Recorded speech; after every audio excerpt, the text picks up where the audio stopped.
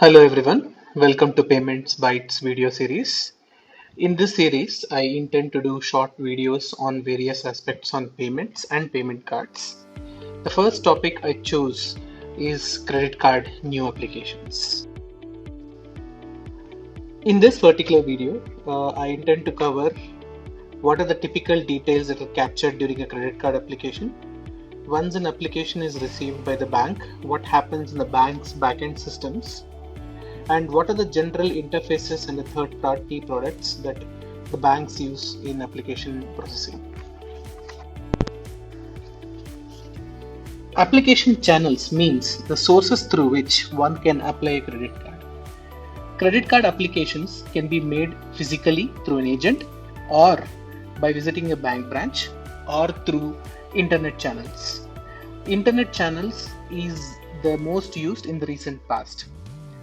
The channel through which one applies a credit card is very important because in case of a physical agent-based applications, the agent actually physically verifies the applicant at the time of application. What are the details that are generally captured at the time of credit card application? There are four major parts. One is demographic and identity information. Next is financial information and the dependent information, and optionally product information is also gathered. What does demographic and identity information mean?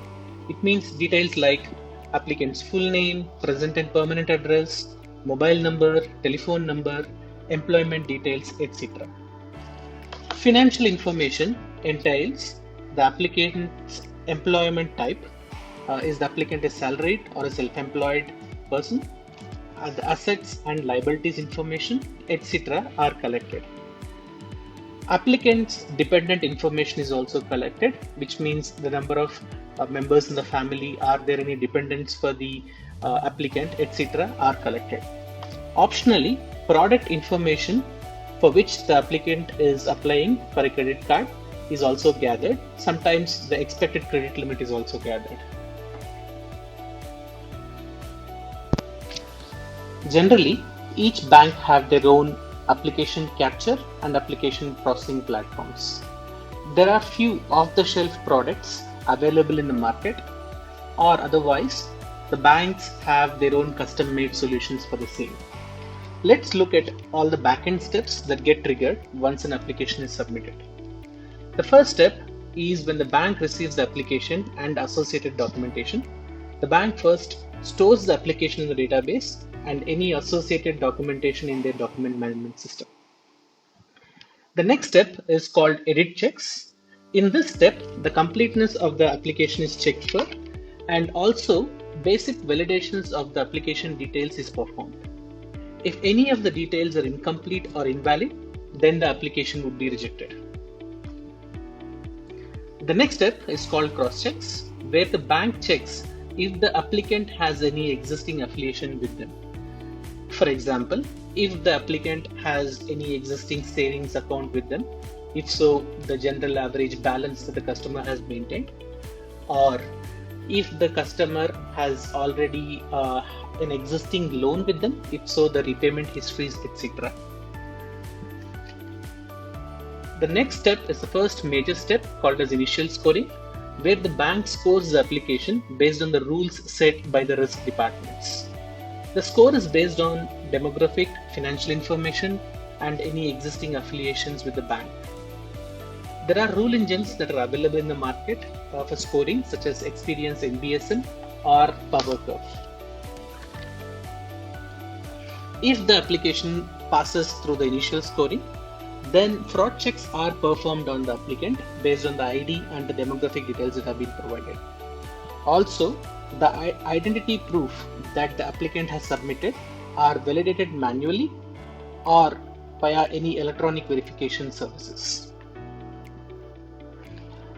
The next step is called bureau checks.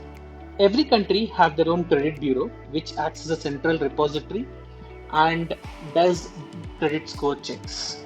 For every credit card application, the bank runs a credit history check with the credit bureau to check their repayment histories and any existing loans or credits and how they have behaved. Every credit card application also leaves a footprint in the bureau. The final and the last step in a credit card application process is called final scoring, where a final score is derived based on the bureau and also the identity checks that have been performed. In this step as well, the scoring systems which I mentioned come into picture and the bank's risk rules are triggered.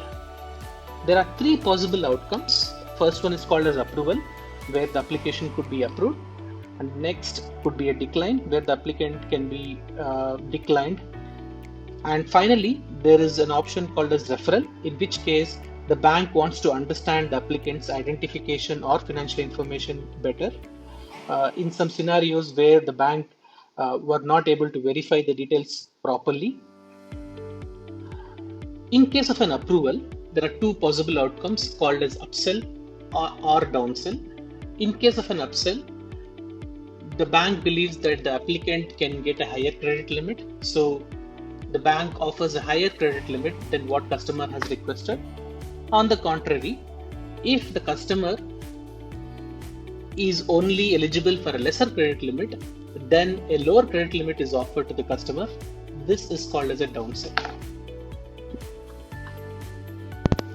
Now let us look at the typical interfaces or the third-party products that are used during an application processing. The first one are the strategy managers.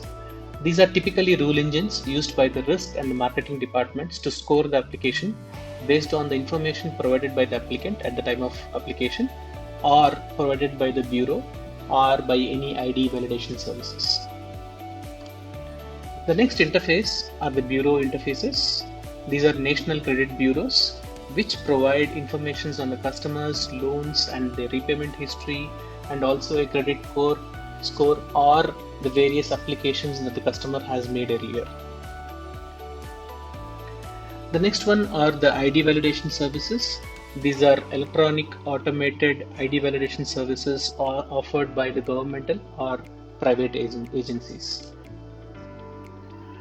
DMS is a very important product that are used during application capture. It stores and retrieves all the documentation that are submitted by the applicant or gathered during the application processing. There are products like IBM FileNet which are used as the DMS systems for application data document management solutions. The last one is more of the recent use, where AI and ML products are used to scrape the information from the documentation or the application submitted by the application.